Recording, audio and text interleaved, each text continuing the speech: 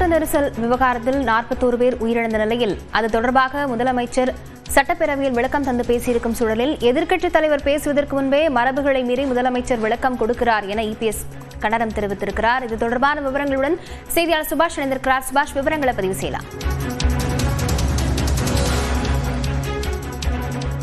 கரூர் சம்பவம் தொடர்பாக சட்டப்பேரவையில் இன்று எதிர்க்கட்சிகள் அதிமுக சார்பாக கேள்வி எழுப்ப ஆரம்பித்தது. அதன் பொழுதே உடனடியாக முதலமைச்சர் இருந்து ஒரு நீண்ட விளக்கத்தை கொடுத்திருக்கிறார். கரூர் சம்பவத்தில் அரசு எடுத்த நடவடிக்கை என்ன என்பது தொடர்ந்து அவர்களுக்கு அந்த பாதிக்கப்பட்ட குடும்பங்களுக்கு நிவாரணம் வரையில் என்னென்ன செய்திருக்கிறோம் என்பதை முழுமையாக சொல்லியிருக்கிறார்.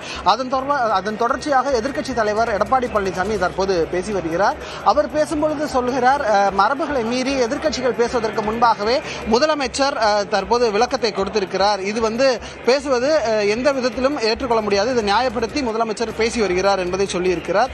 அதே போல முதலமைச்சர் அதற்கு பதிலும் சொல்லியிருக்கிறார். துக்க துயர நிகழ்ச்சிகளை அதற்கான விளக்கத்தை சட்டமன்றத்தில் செயல்படுத்த வேண்டும் என்பதற்காகத்தான் நான் இந்த விளக்கத்தை கொடுத்திருக்கிறேன் என்பதை முதலமைச்சரும் சொல்லியிருக்கிறார்.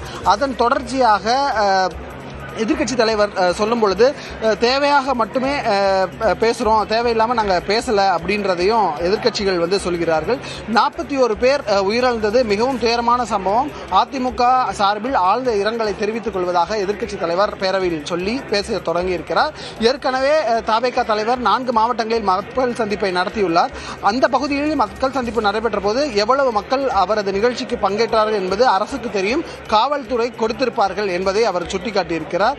அதே போல ஏற்கனவே நடைபெற்ற மக்கள் சந்திப்பின் பொழுது மக்கள் வந்திருந்த கூட்டத்தை அரசுக்கு தகவல் ஏற்கனவே காவல்துறை சார்பாக சொல்லியிருக்கிறார்கள். காவல்துறை வெளியிட்ட செய்தியில் 500 காவலர்கள் தான் பணியில் இருப்பதாக ஒரு ஏடிஜிபி அவருடைய செய்தியில் பத்திரிகையாளர் சந்திப்பிலும் வெளியிட்டிருந்தார். ஆனால் முதலமைச்சர் 600 பேருக்கு மேல சொல்றீங்களே அப்படின்றதுக்கும் 660 காவலர்கள் இருக்கிறீங்களேன்னு சொல்றதுக்கும் முன்னுக்கு பின் இரண்டுமே எதிராக இருக்கிறது, முன்னுக்கு பின் முரணாக இருக்கிறது அப்படின்றத சொல்லியிருக்கிறார்.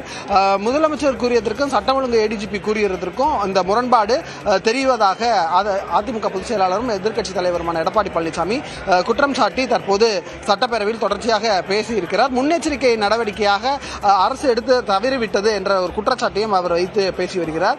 அதிமுக கூட்டம் கூடியதை முதலமைச்சர் பேசுகிறார். நாங்கள் ஒவ்வொரு முறையும் பொதுக்கூட்டம் நடைபெற வேண்டும் என்றால் நீதிமன்றத்தை நாடி அனுமதி பெற்று கூட்டம் நடத்த வேண்டிய அவலநிலை இருப்பதாக சட்டப்பேரவையில் அவர் பதிவு செய்திருக்கிறார். தொடர்ச்சியாக எடப்பாடி பழனிசாமி பேசி வருகிறார். வேலுசாமிபுரத்தில் கூட்டம் நடத்த முடியாது என்பதற்கு காவல்துறை ஏற்கனவே விளக்கம் கொடுத்துள்ளனர். அந்த பகுதியில் தவேகா கூட்டம் நடத்த எதற்கு அனுமதி கொடுத்தீர்கள் என்ற ஒரு கேள்வியை அதிமுக பொதுச் செயலாளர் எடப்பாடி பழனிசாமி சட்டப்பேரவையில் கேட்டிருக்கிறார். ஏற்கனவே அனுமதி மறுக்கப்பட்ட இடத்துல எதுக்கு இவங்களுக்கு தவேகாவுக்கு அந்த இடத்துல அனுமதி கொடுத்தீங்க அப்படின்றத கேட்கிறாங்க. தொடர்ச்சியாக சட்டப்பேரவையில் இந்த சம்பந்தமாக சட்டம் ஒழுங்கு சம்பந்தமாக குறிப்பாக அங்கே எடுத்திருக்கக்கூடிய நடவடிக்கைகள் திருப்திகரமாக இல்லை என்ற ஒரு அதிருப்தியை பதிவு செய்து சொல்லியிருக்கிறார். முதல்வர்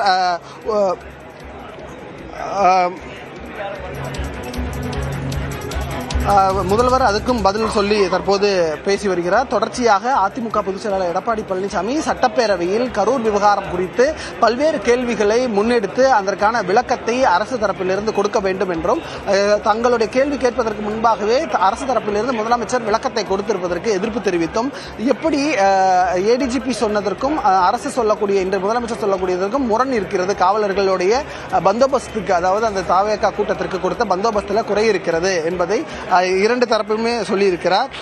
அதே போல முதலமைச்சர்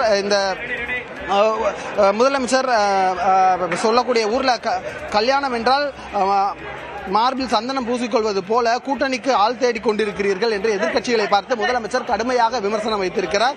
ஊரில் கல்யாணம் என்றால் மார்பில் சந்தனம் பூசிக்கொள்வது போல உங்கள் கூட்டணிக்கு ஆள் தேடி கொண்டிருப்பதாக முதலமைச்சர் சொன்னவுடன் அதிமுகவினர் கடும் அமளியில் ஈடுபட்டிருக்கிறார்கள். முதலமைச்சர் குறித்து எதிர்க்கட்சி தலைவர் கூறியதற்கு திமுக உறுப்பினர்களும் கடும் கண்டனத்தை தெரிவித்திருக்கிறார்கள். ஏதோ உள்நோக்கம் இருப்பது போன்ற பொதுமக்கள் கருத்துக்கள், அதிமுகவுக்கு அனுமதி மறுக்கப்பட்ட இடத்தில் தவேகாவுக்கு அனுமதி கொடுத்ததற்கும் முதலமைச்சர் சொல்லிய இந்த கருத்திற்கு அதிமுக முதலமைச்சர் ஏன் பதறுகிறார் என்று நீங்கள் தான் அரசியல் செய்கிறீர்கள் என்று எதிர்க்கட்சி தலைவர் சொல்கிறார். எதிர்க்கட்சி தலைவருடைய இந்த கூற்றை எடுத்து உள்ளே கடும் அமளியானது நிலவுகிறது. எதிர்க்கட்சிகள் மிக ஆக்ரோஷமாக தங்களது எதிர்க்கட்சி தலைவர் எடப்பாடி பழனிசாமி பேச மிகப்பெரிய ஒரு அமளி அங்கு சட்டப்பேரவைக்குள் நடைபெற்று வருகிறது. இங்கே உள்ளே எதிர்க்கட்சிகள் கரூர் சம்பவத்தை எடுத்து பேசி வரக்கூடிய சூழ்நிலையில் முதலமைச்சர் அதில் ஒரு முக்கியமான கருத்தை சொல்லியிருக்கிறார். ஊரில் கல்யாணம் என்றால் மார்பில் சந்தனத்தை அள்ளி பூசிக்கொள்வது போல என்று கூட்டணிக்காக ஆள் தேடி வருவதாக எதிர்க்கட்சிகளை குறிப்பாக அதிமுகவை சொல்லி வந்ததால் அதுக்கு கடும் அமளி தெரிவித்து இதில் நாங்கள் அரசியல் செய்யவில்லை, நீங்கள் தான் அரசியல் செய்கிறீர்கள் என்பதை எதிர்க்கட்சித் தலைவர் முதலமைச்சரை பார்த்து பேசியதால் தொடர்ச்சியாக சட்டப்பேரவையில் கடும் அமளியானது தற்போது நடந்து வருகிறது. எதிர்க்கட்சி தலைவர் பேசியது அவைக்குறிப்பிலிருந்து நீக்கப்படுகிறது. சில வார்த்தைகள் அவைக்குறிப்பிலிருந்து நீக்க வருகிறது. பேரவையின் அதிமுக திமுக உறுப்பினர்கள் மாறி மாறி இருவருக்கும் கூச்சலில் ஈடுபட்டு வருவதும் தற்போது தகவலாக இருக்கிறது. சட்டப்பேரவை சபாநாயகர் எதிர்க்கட்சி தலைவர் பேசியதில் மிக கேவலமான அரசியல் வார்த்தைகள் நீக்கப்படுவதாக அறிவித்திருக்கிறார். எதிர்க்கட்சி தலைவர் பேசிய வார்த்தைகள், முன்பு நாம் சொல்லிய வார்த்தைகள் தற்போது நீக்கப்படுவதாக சட்டப்பேரவை சபாநாயகர் அப்பா அவர்கள் தெரிவித்திருக்கிறார். மிக முக்கியமாக என்னென்ன விவரங்கள் எல்லாம் நீக்கப்பட்டிருக்கிறது என்பதை பேரவை குறிப்பிலிருந்து பின்னர் அறிவிக்கப்படும். தற்போது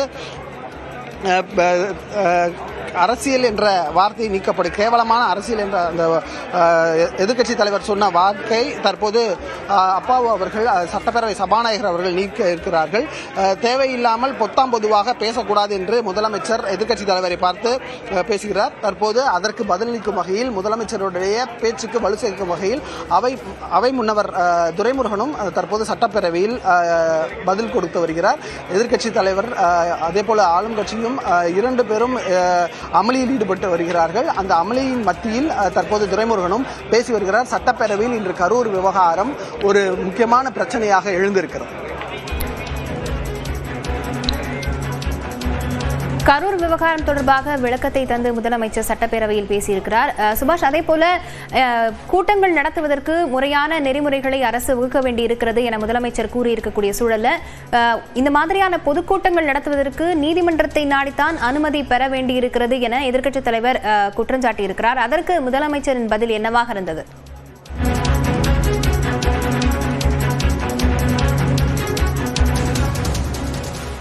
அதாவது முதலமைச்சர் என்ன சொல்கிறார் என்றால், ஊரில் கல்யாணம் என்றால் மார்பில் சந்தனம் என்று சொல்வது போல உங்கள் கூட்டணி கட்சிக்கு ஆள் தேடி கொண்டிருக்கிறீர்கள். அரசியல் பேச வேண்டாம் என நான் ஏற்கனவே சொல்லியுள்ளேன். உள்நோக்கம் போன்ற வார்த்தைகள் நீக்க வேண்டும் என்று முதலமைச்சர் கேட்டுக்கொண்டிருக்கிறார். இதை அடுத்து சில முக்கியமான வார்த்தைகளை எதிர்க்கட்சி தலைவர் பேசியதை தற்போது நீக்கியிருக்கிறார்கள். அதே போல முதலமைச்சர் ஏன் பதறுகிறார் என்று எதிர்க்கட்சி தலைவர் எடப்பாடி பழனிசாமியும் கேள்வி வைத்திருக்கிறார். உள்நோக்கம் உள்ளிட்ட பல்வேறு உள்நோக்கம் என்ற வார்த்தை இருக்கட்டும் என்று முதலமைச்சரே தற்போது சொல்லியிருக்கிறார். நான் கூட்டணிக்காக பேசுகிறார் என்பது கூறியிருந்தது, அவையில் இருக்கட்டும் என்பதும் முதலமைச்சர் சுட்டிக்காட்டியிருக்கிறார். எதிர்க்கட்சி தலைவர் சில பேசிய வார்த்தைகள் தற்போது நீக்கப்பட்டிருக்கிறது.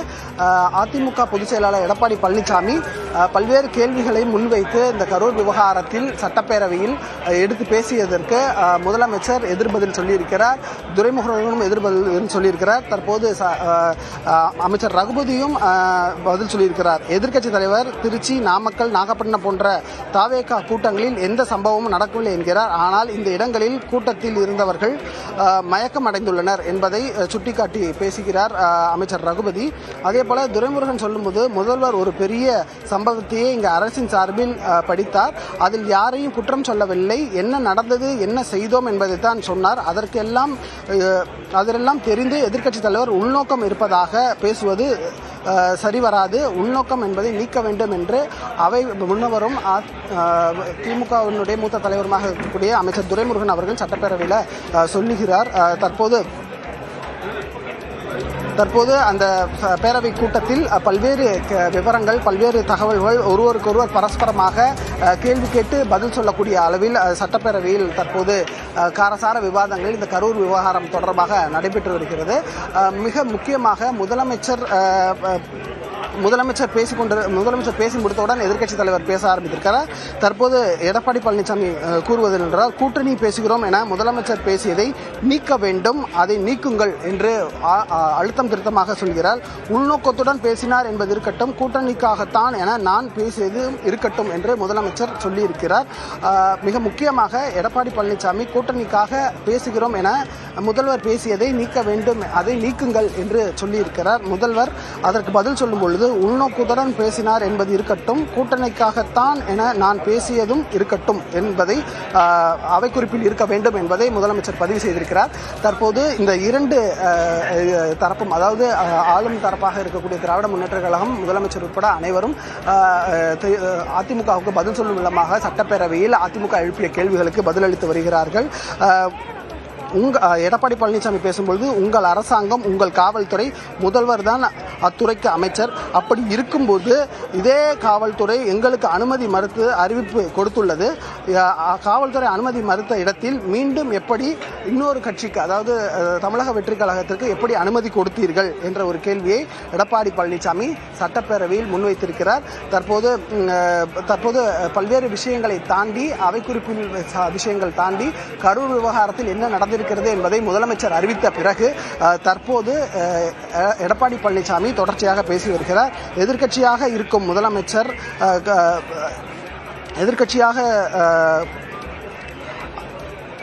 எங்களுக்கு எங்குமே அனுமதி கொடுக்கல. அந்த கரூரில் எடப்பாடி பழனிசாமி சுற்றுப்பயணம் 2 தினங்களுக்கு முன்பு நடந்த பொழுது எங்களுக்கு ஏன் அனுமதி கொடுக்காம இருந்தீங்க, ஆனால் அதே நேரத்தில் இன்னொரு கட்சிக்கு ஏன் அனுமதி கொடுத்தீங்க என்பதை ஒரு கேள்வியாக முன்வைக்கிறார். அதே போல, ஏன் நள்ளிரவில் பிரேத பரிசோதனை செய்ய வேண்டும், அதற்கான அவசரம் என்ன, ஏன் என்ற ஒரு கேள்வியை எதிர்க்கட்சி தலைவர் முன்வைத்திருக்கிறார். எடப்பாடி பழனிசாமி, காவல்துறை நீதிமன்றம் வரை சென்று வந்துள்ளோம், காவல்துறை சட்டத்துக்கு உட்பட்டு தான் அனுமதி கொடுக்க முடியும் என்ற ஒரு விஷயத்தையும் சொல்லி வச்சிருக்கிறார்.